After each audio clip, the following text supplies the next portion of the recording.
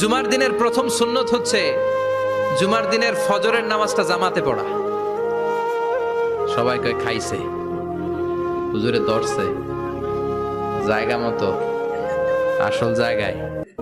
জুমার নামাজের প্রথম সুন্নত হচ্ছে ফজরের নামাজটা কি পড়া? জামাতে।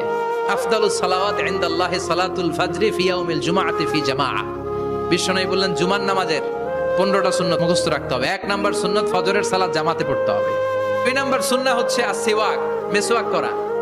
মাতহারাতুন লিল ফাম মারদাতুন লির রাব। মেসওয়াক করলে দাঁত পরিষ্কার থাকে, আল্লাহ খুশি হয়ে যায়। বিশ্বনবী বলেছেন যদি আমার উম্মতের জন্য কষ্ট না হতো প্রত্যেক নামাজের আগে মেসওয়াক করা আমি ফরজ করে দিতাম।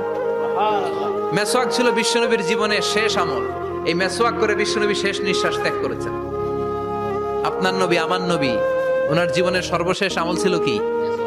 সুবহানাল্লাহ কইবেন না?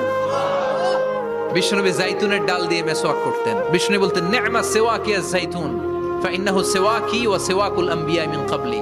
জাইতুনের ডালের মেসওয়াক কতই না ভালো, কারণ এটা দিয়ে আমিও মেসওয়াক করি, আমার আগে সব নবীরাই জাইতুনের ডাল দিয়ে মেসওয়াক করেছে।